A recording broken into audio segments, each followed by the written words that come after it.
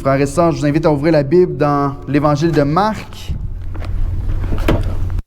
Alors qu'on poursuit notre série après déjà plusieurs semaines, dans l'Évangile de Marc, et on est rendu au chapitre 2, à la fin du chapitre 2. On va voir ensemble ce matin la fin du chapitre 2 et le début.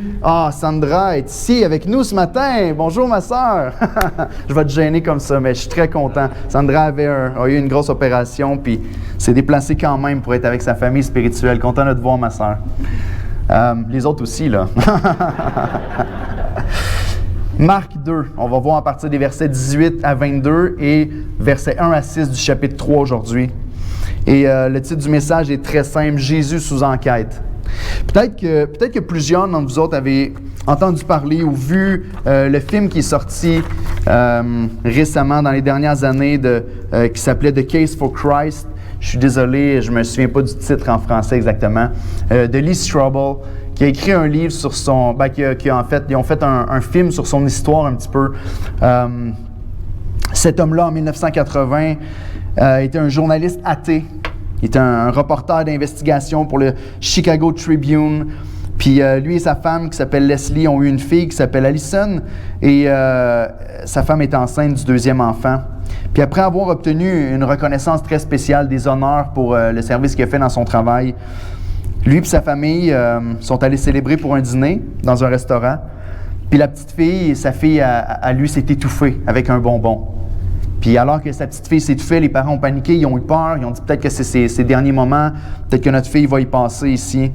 Et l'une des patrons de ce restaurant-là, ou une des personnes qui était dans la pièce, en tout cas je me souviens plus, c'était une infirmière qui s'appelait Alfie.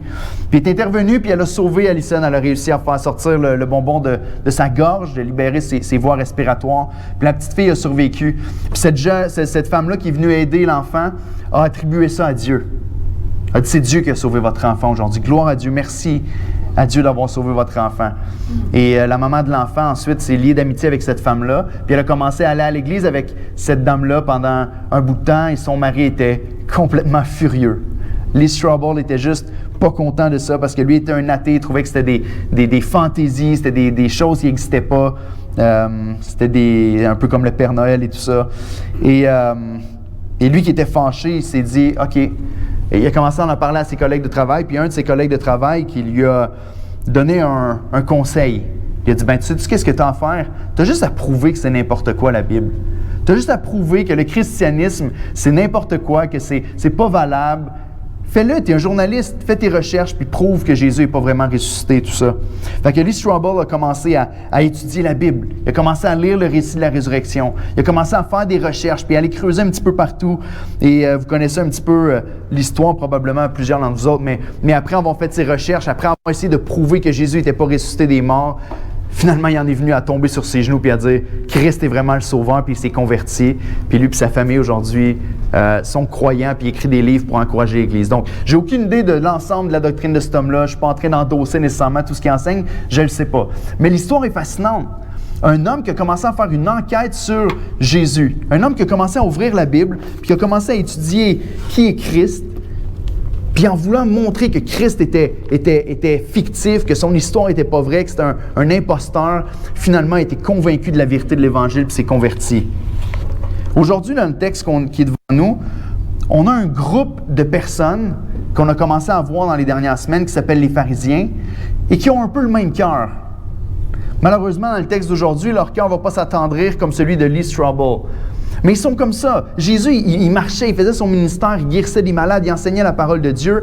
Puis il y avait toujours une gang de, je ne sais pas si je peux dire de fatigants, qui étaient là en arrière et qui faisaient toujours essayer de regarder puis de trouver des problèmes dans ce que Jésus enseignait, des problèmes dans ce que Jésus faisait, puis essayer de le coincer pour être capable de dire, on va se débarrasser de lui. Il nous dérange. Parce que nous, on fait notre affaire. Puis c'est nous les autorités religieuses. Puis c'est nous qui dirigeons le peuple et qui donnent l'exemple. Puis il y a un gars qui se lève et qui commence à prêcher des choses qui vont à l'encontre de ce que nous, on croit et qui nous dérangent vraiment beaucoup. Puis dans l'histoire d'aujourd'hui, on va voir combien ils viennent piquer, et piquer encore avec leurs questions, puis leurs ruses, puis essaient de tendre des pièges à Jésus. Puis ma prière, c'est que, peut-être un peu comme Lee Strobel, plusieurs d'entre nous autres qui doutons trop souvent de qui est Jésus ou de ce que Jésus fait. On le voit ensemble, le titre de la série, c'est « Qui est ce Jésus? » Parce que dans les chapitres 1 à 8 de l'Évangile de Marc, c'est le caractère de Christ. C'est qui est Jésus qui est révélé de plus en plus à travers les textes et les chapitres. Ma prière, c'est que peut-être plusieurs d'entre nous autres qui luttent encore ou qui résistent encore puissent dire « Ce Christ-là, finalement, il est vraiment qui il dit être. » Que contrairement aux pharisiens qui demeurent rebelles avec un cœur dur, puis on va le voir dans la fin du texte, qui eux résistent au point de pas juste ne pas suivre Christ, mais au point de vouloir sa mort. Et c'est la première fois ici dans le texte qu'on va voir qu'il déclare vouloir tuer Jésus.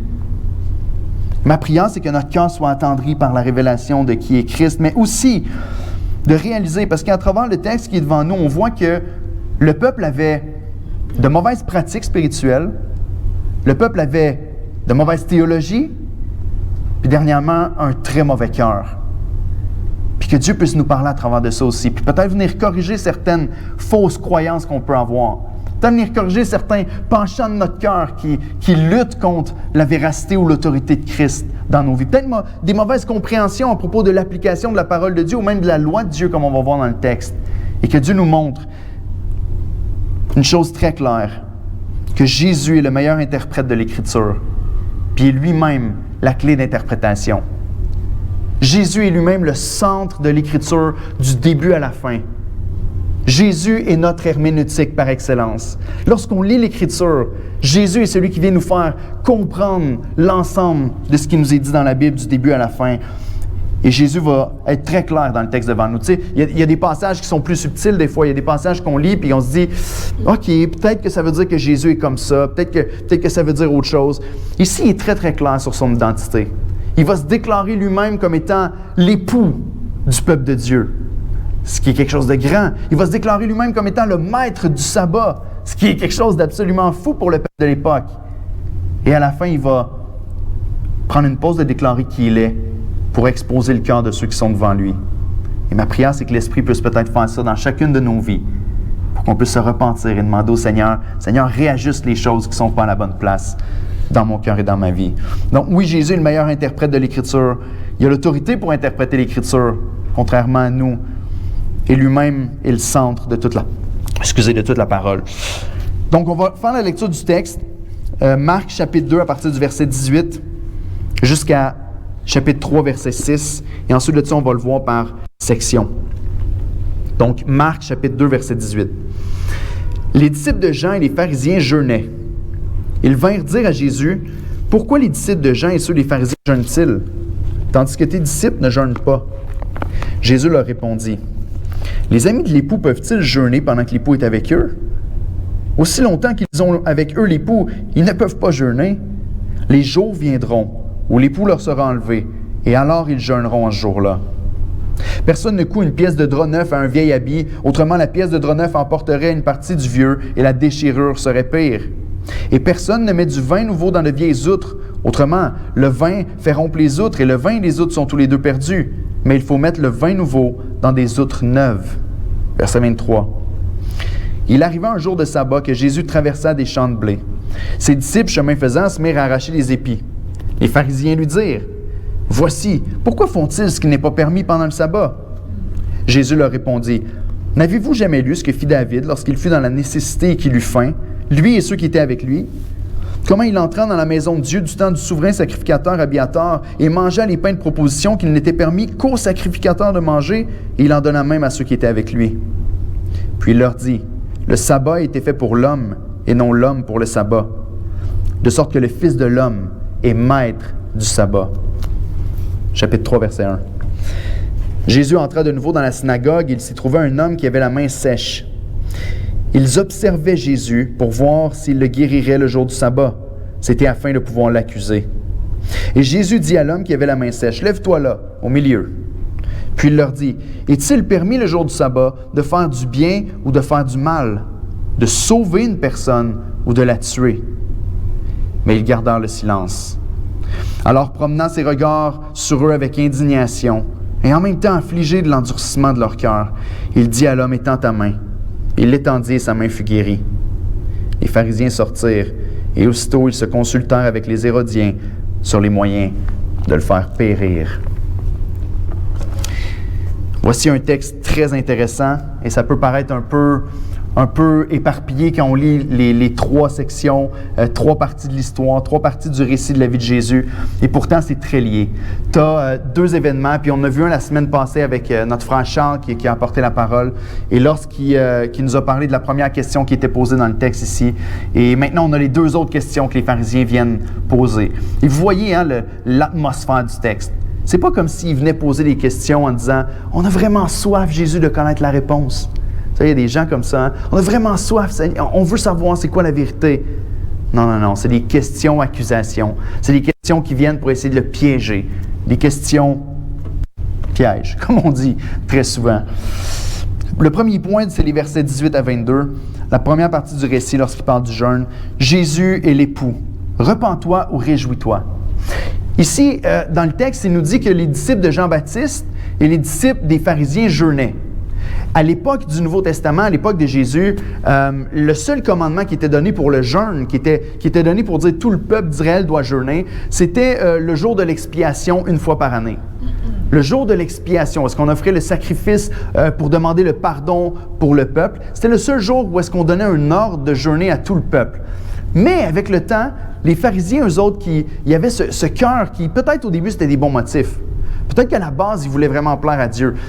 Mais c'est devenu tellement grand dans leur cœur, ce désir-là de dire « On va en faire plus pour essayer de s'assurer qu'on gagne la faveur du Seigneur. » Puis ils ont rajouté des règles, puis ils ont rajouté des traditions, puis ils ont rajouté des habitudes. Ce qui fait en sorte qu'eux, maintenant, jeûnaient 2 fois semaine. Et ordonnait au peuple de jeûner 2 fois semaine. Un bon juif, c'est quelqu'un qui jeûnait le lundi et le jeudi. Donc, il avait élevé la tradition du jeûne encore plus haute que celle que l'Écriture donnait à l'époque. Donc ici, Jésus et ses disciples, ils se font demander pourquoi est-ce que nos disciples, à nous, ils jeûnent? Pourquoi est-ce que nos disciples, autrement dit, eux autres, ils respectent un standard élevé de piété? Eux, ils font bien les choses. Pourquoi tes disciples à toi, ils mettent la barre plus basse? Et Jésus va faire une réponse qui doit être assez choquante quand même pour les pharisiens, pour le peuple qui sont devant eux. Il dit, « Les amis de l'époux peuvent-ils jeûner pendant que l'époux est avec eux? » Nous, on lit un texte comme celui-là à notre époque, puis on va dire, « C'est quoi le rapport, Jésus? » Voyons, ça ne fait pas de sens ce que tu dis. Jésus est célibataire. Il n'est pas fiancé, il n'est pas en train de célébrer un mariage, il n'est pas sur la voie de se marier avec qui que ce soit, puis il n'y a même pas personne qui se marie dans les environs. Mais il dit, l'époux est parmi eux. Comment est-ce que le peuple peut jeûner? Puis ceux qui étaient là à l'époque, ils entendent l'écho des promesses de l'Ancien Testament. Ils entendent des passages comme celui que je vous ai mis à l'écran, Ésaïe 54. Vous savez, on l'a dit au début de la série que Marc s'appuie beaucoup sur Ésaïe dans son évangile. Il va le citer souvent, mais il va aussi faire référence à des textes d'Ésaïe sans nécessairement le citer à plusieurs reprises. Ésaïe 54, 5 nous dit, et ça, c'est dans l'Ancien Testament, lorsqu'on parle de Dieu envers son peuple d'Israël, il dit, car ton Créateur, on n'a pas de doute ici sur qui est le Créateur, ton Créateur est ton époux. L'Éternel des armées est son nom. Et ton Rédempteur est le Saint d'Israël. Il se nomme Dieu de toute la terre. Donc, lorsque Jésus fait une déclaration comme celle-là au peuple, en disant, est-ce que les amis de l'époux peuvent jeûner pendant que l'époux est parmi eux, il est en train de faire une déclaration qui est puissante. L'époux est avec vous. Dieu fait chair, marche au milieu de son peuple. Lorsqu'on pense au jeûne dans l'Ancien Testament comme dans le Nouveau Testament, ça fait souvent référence à la repentance, à l'abaissement, à l'abattement de soi. On reconnaît qu'on a commis un péché. Vous vous rappelez de tous ces récits où est-ce qu'on fait appel à une repentance générale, à un jeûne général parmi tout le peuple pour se repentir devant l'Éternel de nos péchés, pour que Dieu vienne délivrer son peuple. Et on voit ça ici, c'est la même chose. Le jeûne est lorsque tu es soit dans le deuil, soit que tu veux te repentir, ou soit qu'il y a une saison difficile puis tu veux faire appel à l'Éternel. Là, l'Éternel est fait chair puis il est au milieu de son peuple. C'est pas le temps de pleurer, c'est pas le temps d'être abattu, mais c'est le temps de célébrer. C'est le temps de célébrer. Je me souviens, il y a au-dessus de 15 ans, on m'a mis... Ça n'a pas duré longtemps parce que ça ne marchait pas super bien, mais on m'a mis responsable d'une troupe de théâtre puis de chant puis tout ça. Premièrement, je ne sais pas chanter, mais je dirigeais les pièces de théâtre. Il y en a Marie, tu te rappelles de ça à l'époque. Puis on avait une pièce de théâtre qu'on voulait faire. Je pense qu'on l'a jamais faite finalement. Puis c'était un sketch à propos de... C'était comme une illustration d'un alien qui venait sur la Terre puis il parlait avec les humains. Puis l'extraterrestre demandait aux humains, c'est quoi les faits marquants? On veut apprendre à connaître les humains depuis que vous existez, l'humanité. C'est quoi qui est spécial qui est arrivé sur la Terre? Puis là, c'était une pièce chrétienne, évidemment. Fait que là, il y a des gens qui disaient, il y a plusieurs choses. Il y a eu 2 guerres, il y a eu ci, il y a eu ça. Ah, puis aussi le Fils de Dieu qui s'est incarné, puis il s'est fait homme, puis il a marché parmi nous. Là, l'extraterrestre, il se tient la tête et dit, « Ah, ça devait être incroyable! Dieu est descendu sur la terre, il a vécu. Vous devez y avoir fait un festin, vous devez l'avoir accueilli en grand, vous devez avoir fait des fêtes et l'avoir célébré. Lui avez-vous bâti un château, un trône sur lequel il pouvait s'asseoir? » Puis l'humain dit, « Ah non, on y a craché dessus, on ne l'a pas reconnu, on l'a battu, finalement, on l'a tué. » Puis c'était une pièce de théâtre pour faire comprendre un peu la folie puis la grandeur du péché. Mais comprenez-vous que c'est ça quand même? Là, Jésus est sur la terre, il est avec ses disciples, et les pharisiens, qui eux devraient être les premiers à reconnaître la divinité, ils devraient être les premiers à reconnaître le Messie qui se tient devant eux, se plaignent que ses disciples ne jeûnent pas et qu'ils ne sont pas dans l'abattement.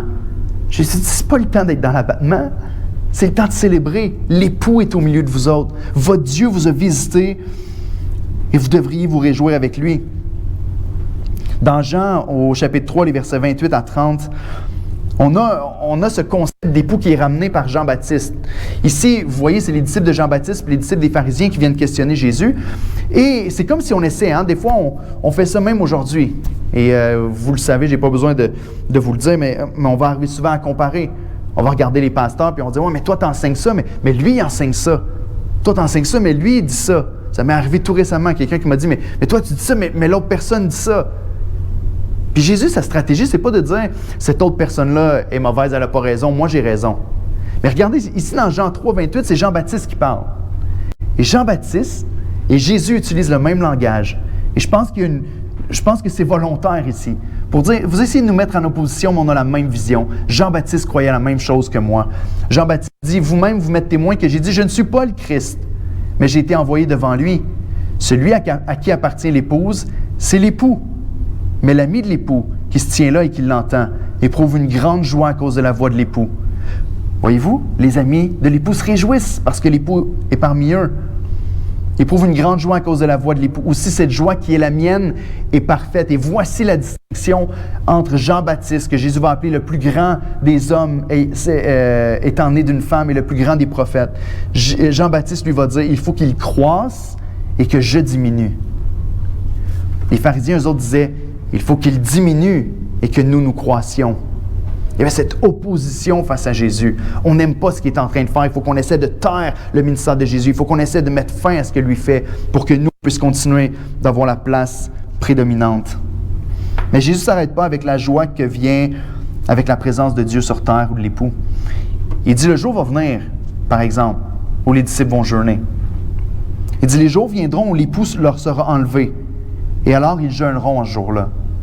La première fois où Jésus fait référence à son départ, à la crucifixion, c'est à ce jour-là précis que Jésus fait référence ici. Le jour où Jésus va être arraché de son peuple, le jour où Jésus va être crucifié, enlevé de son peuple, c'est à ce jour-là que ses disciples vont jeûner. Et on a une image très claire dans Actes, lorsque les disciples de Jésus, les 120, s'en vont prier ensemble dans la chambre haute et l'Esprit va leur être donné à ce moment-là. Mais les disciples vont jeûner lorsque Christ leur sera enlevé. Mais maintenant, c'est le temps de réjouissance. Et les pharisiens auraient dû voir ça. Les pharisiens auraient dû se réjouir et auraient dû être contents. Mais Jésus explique un petit peu plus. Puis il nous donne peut-être une des raisons pour lesquelles les pharisiens n'arrivent pas à le faire. Il continue en disant... au verset 21, il dit « Personne ne coud une pièce de drap neuf à un vieil habit.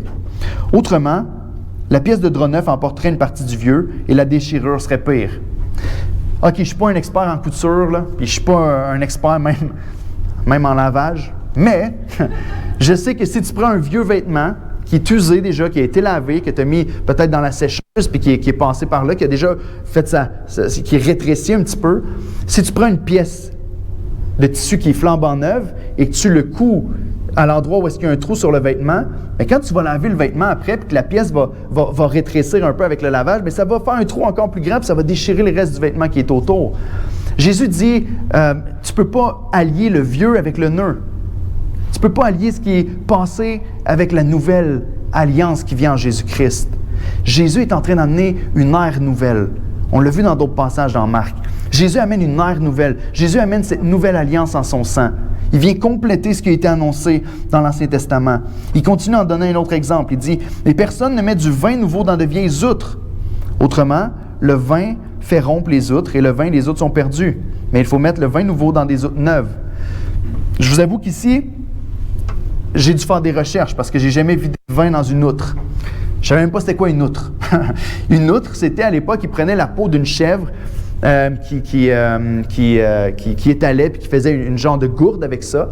Puis cette peau-là, c'était comme une sorte de cuir en réalité. Puis il faisait une gourde avec ça. Il faisait un récipient dans lequel il pouvait mettre du vin. Et là, il mettait du vin qu'il venait juste de faire dans l'outre. Mais le vin fermente. Et lorsque le vin fermente, il prend de l'expansion. Et quand l'outre est neuve, la peau est fraîche, est capable d'étirer un petit peu. Mais après, quand l'outre est rendue vieille, elle sèche. Puis si tu mets du vin nouveau dans une outre qui est rendue sèche, bien ça va fendre, le vin va sortir de partout et l'outre va être gâchée et le vin va être gâché aussi. Jésus n'utilise pas des images juste pour nous faire questionner puis aller chercher trop loin la signification du vin puis des outres, mais il est en train de nous expliquer ce qui était ancien. Les pharisiens qui essaient de respecter les vieilles lois et les vieilles traditions ne peuvent pas être juste liés avec la nouvelle alliance qui est en Jésus. On ne peut pas juste lier le judaïsme au christianisme. Jésus vient apporter une ère nouvelle. Il vient enseigner la nouvelle voie en son sein. Il vient expliquer ce qui était l'ombre et ce qui est maintenant la substance. Et il va continuer à le faire en parlant du sabbat un petit peu après. Donc Jésus est clair. Jésus va donner une déclaration claire de sa personne. Je suis l'époux. Dieu seul était appelé l'époux de son peuple. Et Jésus va être appelé l'époux de l'Église. C'est lui qui vient épouser son Église et qui vient sur la terre premièrement pour venir conquérir. Donc on ne peut pas vivre sous cette nouvelle alliance en essayant de vivre sous l'ancienne alliance. Et les pharisiens essayaient souvent de non seulement vivre selon les vieilles traditions, il va nous l'expliquer aussi l'apôtre Paul dans Galates, comment on doit abandonner les vieilles traditions qui étaient une ombre des choses à venir. Donc le seul moment où le peuple va être appelé à jeûner, ça va être au moment où est-ce que Christ va être crucifié sur la croix. Et c'est une question qu'on doit se poser. Le jeûne qui représente souvent la repentance, Jésus nous dit que c'est ce qui va arriver lorsqu'on va être face au sacrifice de Christ. Et on doit se poser la question, est-ce que c'est ce qui est arrivé dans notre vie lorsqu'on a rencontré l'œuvre de Jésus à la croix? Lorsqu'on a entendu l'Évangile, est-ce qu'on a été indifférent? Est-ce qu'on a dit, OK, c'est intéressant, c'est bien? Ou est-ce que vraiment on a été conduit à la repentance?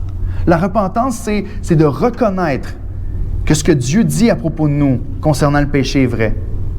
De dire, oui, c'est vrai, je reconnais, je suis un pécheur qui mérite la condamnation du péché, la mort.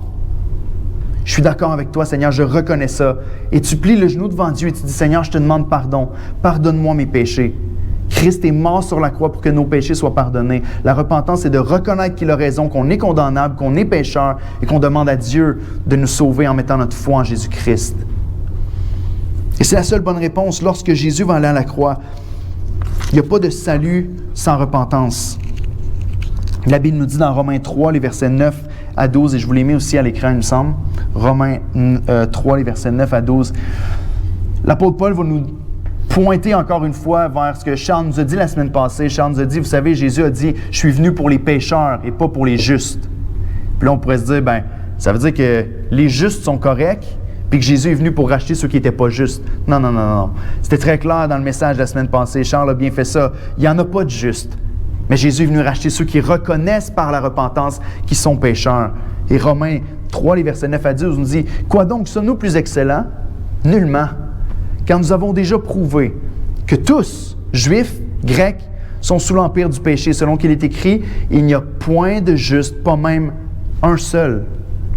Nul n'est intelligent, nul ne cherche Dieu, tous sont égarés, tous sont pervertis, il n'en est aucun qui fasse le bien, pas même un seul. » C'est très clair.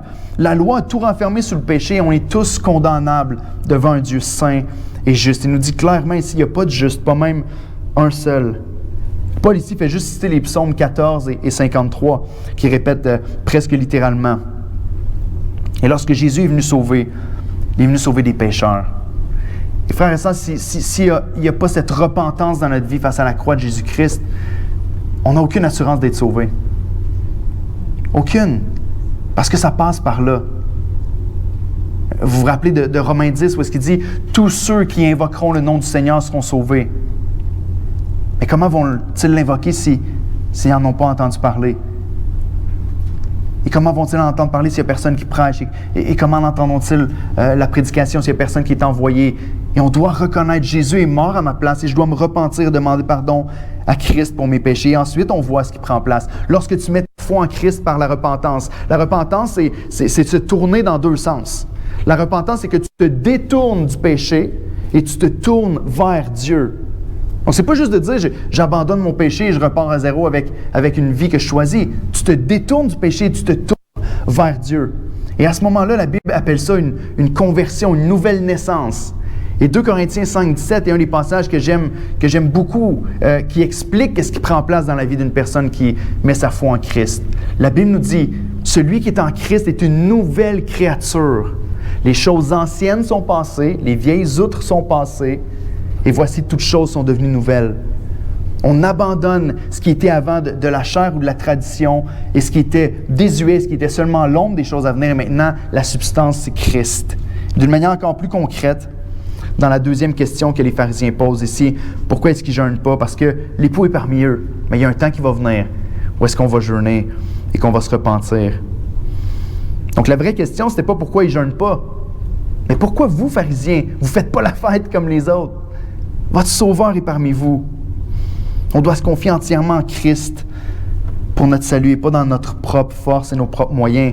Et la deuxième question qu'il pose va pointer vers ça encore plus. Deuxièmement, dans la section du verset 23 jusqu'à la fin du chapitre, verset 23-28, Jésus déclare qu'il est le maître du sabbat. Je veux t'inviter ce matin à te reposer en lui, parce que c'est ce que Christ fait. Au lieu de se reposer dans notre sagesse et dans nos traditions et dans nos méthodes, on se repose en Jésus-Christ. Je vous relis le passage rapidement pour vous rappeler ce qu'il dit ici. Il arriva un jour de sabbat. Le sabbat, c'était du vendredi soir jusqu'au samedi soir.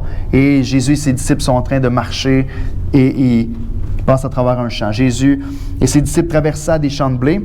Ses disciples, chemin faisant, se mirent à arracher des épis. Les pharisiens sont là, toujours à la guet. Je ne sais pas qu'est-ce qu'ils font là pour vrai. C'est les disciples de Jésus qui le suivent. Ils suivent, ils écoutent son enseignement. Mais il y a toujours des petits pharisiens qui sont là sur le côté. « Ah! Vous venez de cueillir des épis le jour du sabbat? Regardez qu'est-ce qu'il dit. Voici pourquoi font-ils ce qui n'est pas permis pendant le sabbat? Jésus leur répondit, n'avez-vous jamais lu? Écoutez, Jésus est intelligent, hein? Il est wise. C'est les pharisiens, certainement, qui ont lu ce passage-là et qui se vantent de connaître la loi, qui se vantent d'avoir une sainteté au-dessus des autres. Et Jésus les ramène à l'Écriture, encore. N'avez-vous jamais lu ce que David fit lorsqu'il fut dans la nécessité et qu'il eut faim? Lui et ceux qui étaient avec lui? Comment il entra dans la maison de Dieu du temps du souverain sacrificateur Abiatar, mangea des pains de proposition qu'il n'est permis qu'au sacrificateur de manger, et en donna même à ceux qui étaient avec lui. Puis il leur dit, et là ça tombe comme un coup de marteau, le sabbat a été fait pour l'homme, et non l'homme pour le sabbat, de sorte que le Fils de l'homme est maître du sabbat. Jésus vient leur citer 1 Samuel 21, à partir du verset 6, où est-ce que David lui-même n'était pas encore roi à l'époque, qui avait été prophétisé par Samuel, qui était pour devenir le prochain roi. Donc c'est un peu similaire à Jésus. Jésus cite et se compare avec le roi David en disant, David, alors qu'il n'était pas encore roi, Jésus qui n'est pas encore reconnu comme le roi ici dans le texte, est rentré carrément dans le temple. Eux, ils sont dans un champ, ils prennent des épis puis ils mangent. David est entré carrément dans le temple et a pris les pains de proposition qui étaient là dans le lieu sacré. Il en a donné à ceux qui étaient avec lui parce qu'il y avait faim. Et la nourriture qui était disponible, il ne s'est pas dit, c'est juste pour adorer le Seigneur, je ne peux pas en manger, mourront de faim, au lieu de prendre les pains qui sont là. Il a pris les pains, il en a mangé. Il n'y a nulle part, dans l'Ancien Testament comme dans le Nouveau, où David est condamné pour son geste. Le Seigneur ne l'a pas condamné d'avoir fait ça. David et ses hommes avaient faim, ils ont pris les pains, ils ont mangé. C'est comme si Jésus est en train de dire, il y a beaucoup plus ici que David. Et dans le reste de l'Évangile, il va nous le montrer à plusieurs reprises. Il y a beaucoup plus que David. Ce n'est pas juste le futur roi d'Israël qui va régner pendant un temps. C'est le roi des rois qui va régner éternellement, qui est sur la terre parmi eux. C'est le Seigneur de l'univers, le Créateur du ciel et de la terre, qui est incarné, qui marche avec eux et qui prend des épis avec ses disciples dans un champ et qui mange. Jésus leur fait remarquer quelque chose d'assez extraordinaire. Le sabbat a été fait pour l'homme et non l'homme pour le sabbat. Écoutez, on lit une phrase comme celle-là et on se dit, ben oui, c'est évident.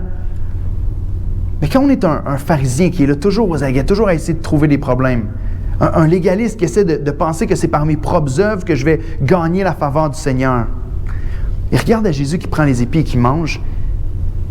Ils sont horrifiés parce qu'ils disent « Hey, c'est pas ça. Le jour du sabbat, on ne fait rien. » Puis on va voir même dans la prochaine section que même faire le bien, pour eux, c'était mal, le jour du sabbat. Et voyez-vous, ils ont fait de quelque chose qui était un cadeau de la part de Dieu. Le Seigneur a donné le sabbat pour que les hommes puissent avoir un rythme de vie qui est raisonnable.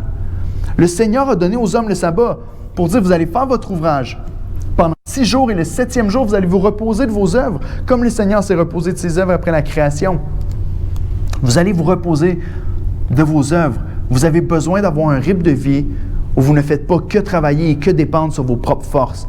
Mais il y a une journée où non seulement vous vous reposez, mais où vous reconnaissez que vous êtes dépendant du Seigneur. Le sabbat a été fait pour l'homme et pas l'homme pour le sabbat. Le sabbat est un cadeau de Dieu pour que les humains se reposent. Et les pharisiens en ont fait un poids pour écraser le dos des gens. Est-ce qu'on ne fait pas ça souvent avec plusieurs choses que Dieu nous ordonne? Non? La lecture de la Bible?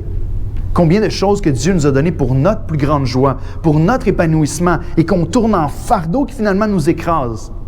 Dieu nous a donné sa parole pour qu'on apprenne à le connaître, pour qu'on se délecte de qui il est, pour qu'on découvre ses plans, pour qu'on découvre son désir et sa vision pour notre vie.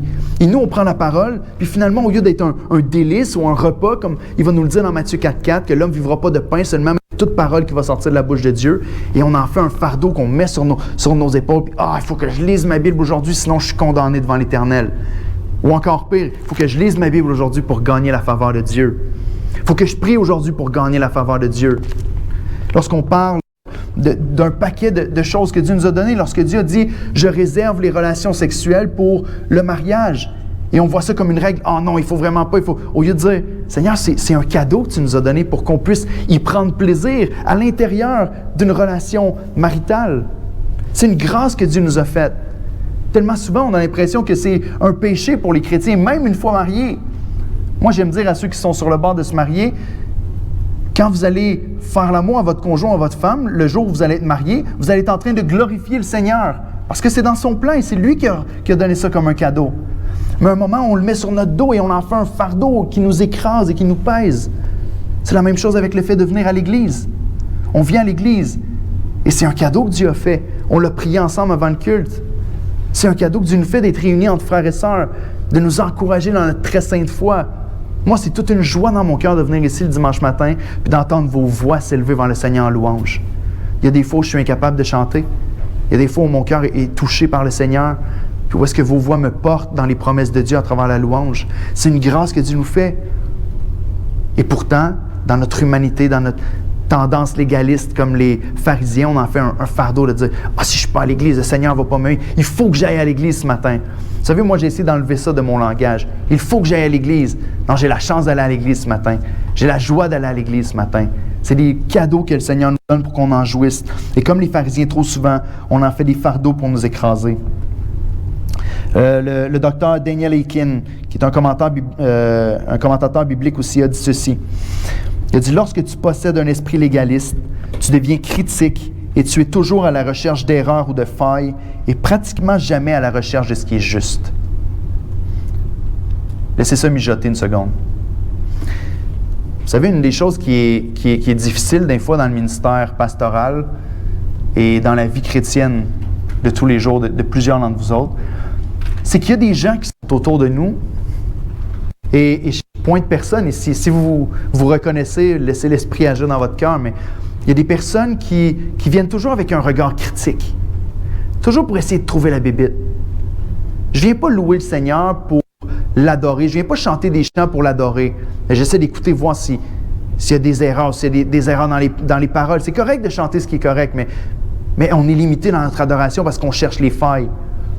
On écoute les prédications, puis au lieu d'être fortifié puis encouragé par la parole de Dieu, oui, c'est vrai qu'il faut vérifier dans l'Écriture si ce qui est enseigné est vrai, mais trop souvent, on arrive avec un regard critique en disant « On va voir, j'espère que je vais être capable de coincer Eric avec quelque chose ce matin. » Venez m'en parler, ça va me faire plaisir de prier avec vous autres si vous trouvez quelque chose, puis d'en parler avec vous autres. Mais tellement souvent, on se laisse aller dans ce mode-là, où est-ce qu'on est plus en mode critique qu'en mode encouragement, qu'en mode recevoir, puis qu'en mode nourriture de notre âme. Dans nos vies et dans nos relations spirituelles aussi. Lorsqu'on arrive avec un cœur légaliste, on passe du temps avec des frères et sœurs, et tellement souvent, on écoute puis on cherche la chose qui ne fonctionne pas dans ce qu'ils vont nous dire. Ah ouais, mais lui, il fait ça dans son couple. Ah, mais elle fait ça dans sa manière d'élever ses enfants. Ah, mais lui, il fait ça dans sa manière de parler. Lui, il fait ça dans son temps avec le Seigneur. Au lieu de juste recevoir puis d'être encouragé puis de se fortifier les uns les autres. Et ici, il ne nous dit pas que c'est pas bien de discerner ce qui est bien et ce qui est mal. Il nous dit que quand on tombe dans ce mode-là, on est critique et on cherche constamment la faille et l'erreur. Et on ne cherche pas la vérité et l'encouragement. Et ça devient un problème. Jésus dit, le sabbat a été fait pour l'homme et non l'homme pour le sabbat. Et c'est libérateur, je trouve. Mais Jésus, en disant que le Fils de l'homme, il parle de lui-même, et le maître du sabbat, est en train de dire quelque chose qui est renversant pour toutes les personnes qui l'écoutent. Parce que qui est le maître du sabbat, si ce n'est Dieu seul? Vous savez, c'est comme quand on a eu la question la dernière fois avec, je pense que c'est notre frère Francis qui nous a prêché sur le texte où le paralytique est descendu du toit. Puis les pharisiens écoutent, ils regardent Jésus, qu'est-ce qu'il va faire? Jésus dit, « Mon fils, tes péchés te sont pardonnés. » Les pharisiens, ils ouvrent les yeux grands puis ils disent « Wow, il y a juste Dieu qui peut pardonner les péchés. » Oui, mais c'est Dieu fait chair qui est devant eux. Puis ici, c'est la même chose. Qui peut se déclarer maître du sabbat? Il y a Dieu seul qui peut faire ça. Oui, Dieu fait chair est devant vous.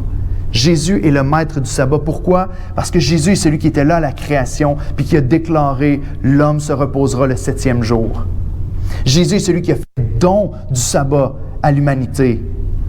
Dieu le Fils est celui qui a déclaré le 7e jour comme étant saint puis comme étant un jour de repos. Jésus est celui qui peut justement bien interpréter la signification du sabbat parce que c'est lui qui l'a inventé.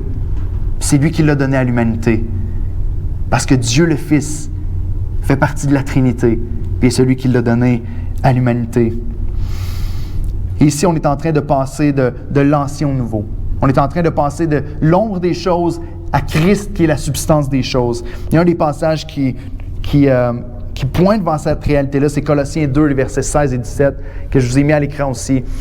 Encore une fois, il nous parle des sabbats, il nous parle des traditions qui étaient là dans le passé. Il nous dit que personne donc ne vous juge au sujet du manger ou du boire, au sujet d'une fête, d'une nouvelle lune ou des sabbats. C'était l'ombre des choses à venir. Mais le corps, ou le mot qui est utilisé ici, la substance, est en Christ.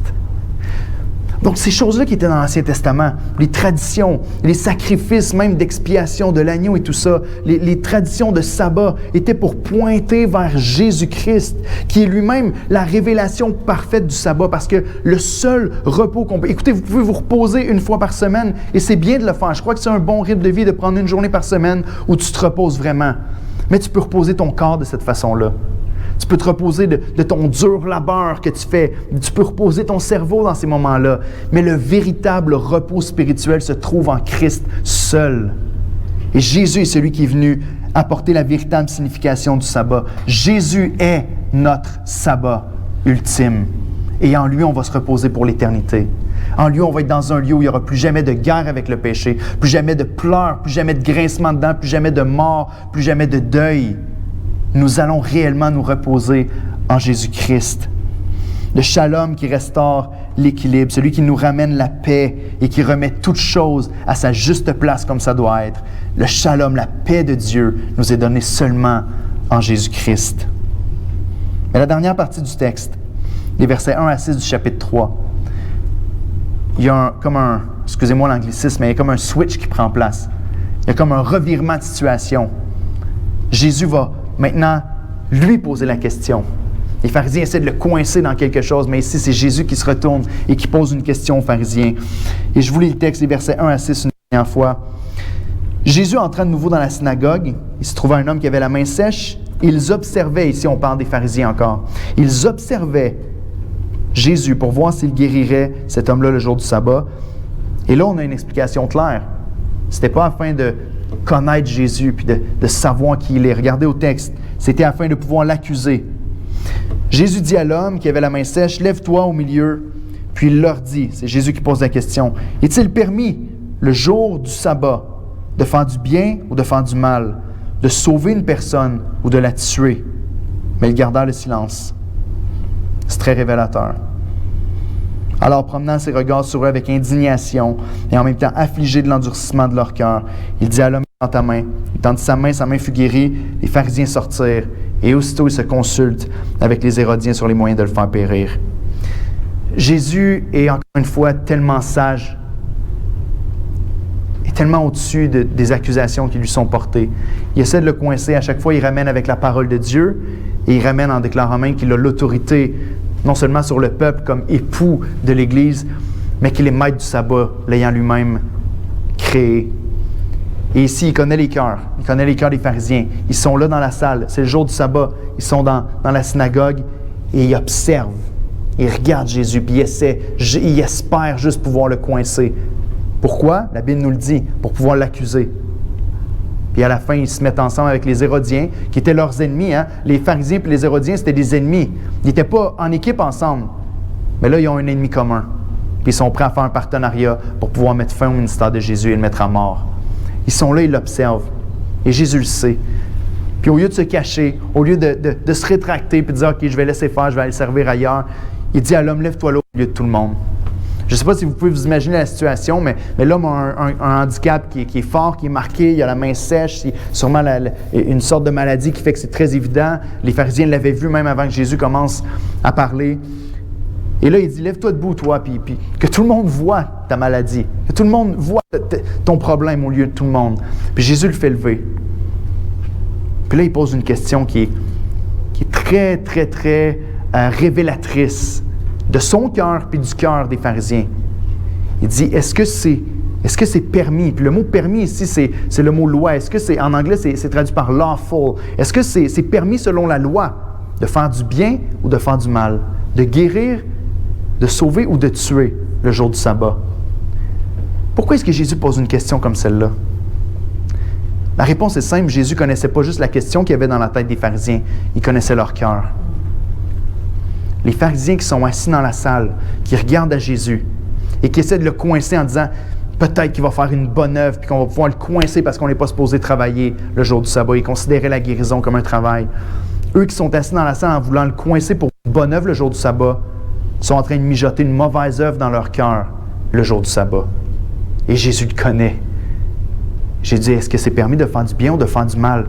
Est-ce que c'est permis de sauver ou de tuer? Et ils ne peuvent pas répondre. Ils sont silencieux. Pourquoi? Parce que Jésus a uni faire du bien avec faire du mal et il a uni sauver avec tuer. Ce qui fait en sorte que s'ils répondent, oui, il est permis de faire du bien ou non, il n'est pas permis de faire du bien. S'ils répondent oui à la question obligatoirement, ça veut dire non, il n'est pas permis de tuer non plus le jour du sabbat. Vous êtes en train de mijoter un plan contre le Seigneur qui est devant vous autres et vous êtes en train de commettre un péché en essayant même de piéger Christ.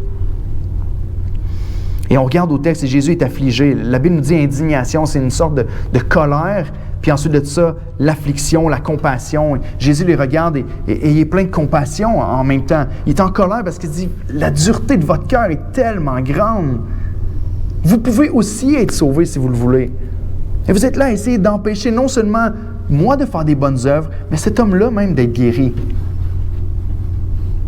Par votre endurcissement de cœur. Puis en même temps, il est affligé. Il y a une sorte de compassion qui est là. On voit le cœur de Christ qui est compatissant. Et l'homme à la main sèche l'écoute et est sauvé. Les pharisiens s'endurcissent et finalement deviennent ses ennemis. Ils veulent le mettre à mort. Jésus est plein de compassion. Puis quand on regarde à ce texte-là, une des choses qui est révélée à travers l'Écriture, puis je crois qu'il est révélé ici dans le texte, c'est que souvent on va dire, oui, Jésus est le centre de chacun des textes, et c'est vrai.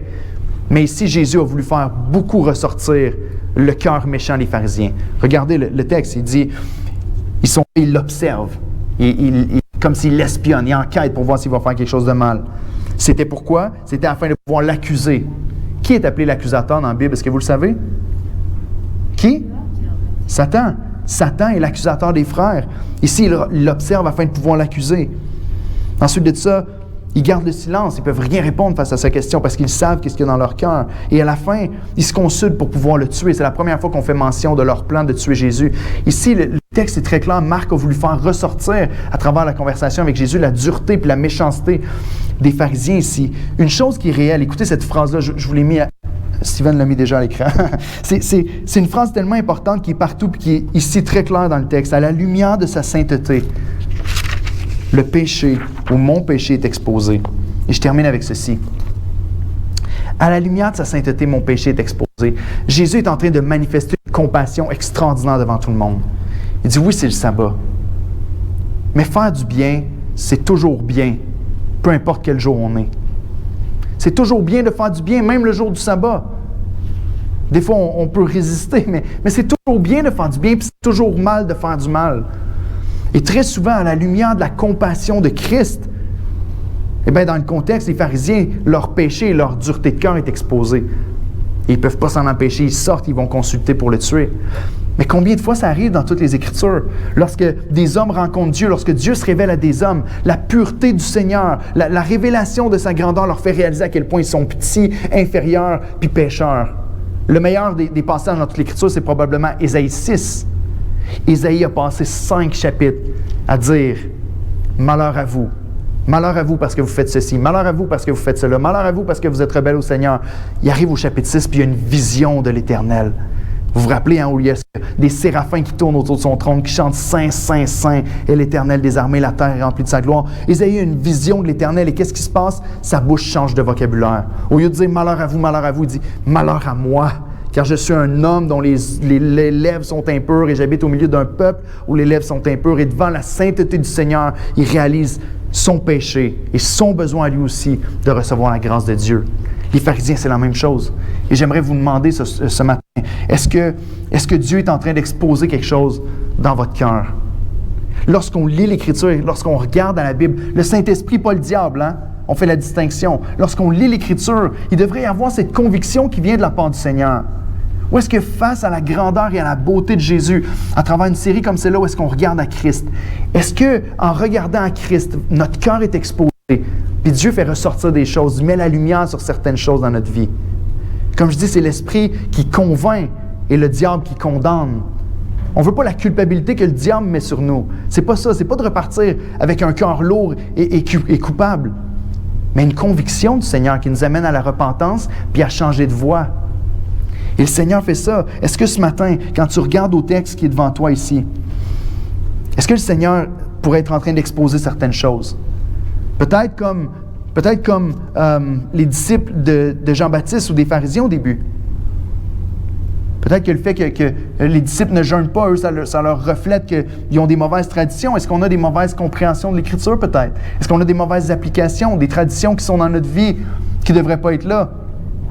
Est-ce que le Seigneur est en train d'exposer ça dans notre cœur? Est-ce que le Seigneur est en train d'exposer justement, comme avec le sabbat, ou est-ce que c'est un don de Dieu qui devient un fardeau? Est-ce qu'il y a des choses dans votre vie, des choses merveilleuses que Dieu vous a données? Peut-être que ce matin, vous êtes senti que l'Esprit a vraiment parlé à votre cœur lorsqu'on parlait de la lecture de la Bible, de la prière, du service en Église ensemble. Ou est-ce qu'on a commencé à le voir comme un fardeau au lieu de le voir comme un cadeau du Seigneur?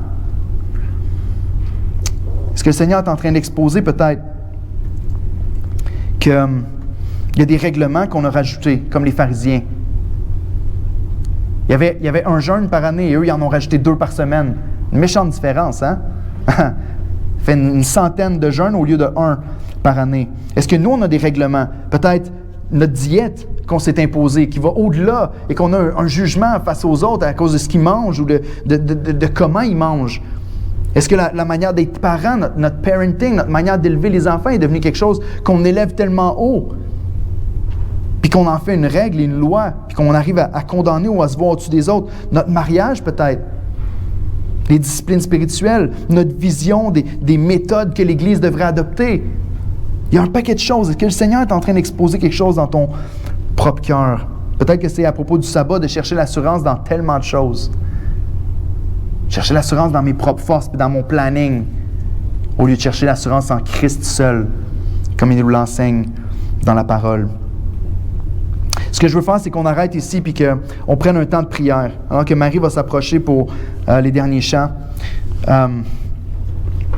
Peut-être que ce que Christ expose, c'est notre manque de compassion. Lui, il se tient devant le temple, devant tout le monde qui est là dans la synagogue, et il vient guérir l'homme à la main sèche au risque de se faire tuer. Jésus aurait pu dire « je ne vais pas le guérir », puis le plan pour le tuer n'aurait pas été mis en branle.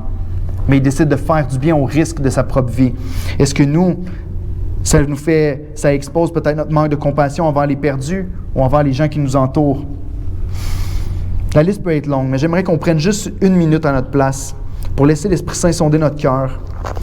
Laisser notre Sauveur, encore une fois, qui nous châtie, qui nous corrige, puis qui nous transforme à la ressemblance de Christ, et pas le diable qui nous condamne et qui nous écrase. Donc, prions 1 minute à notre place, et ensuite de ça, Marie-Michel va commencer les chants et on va chanter un dernier chant ensemble.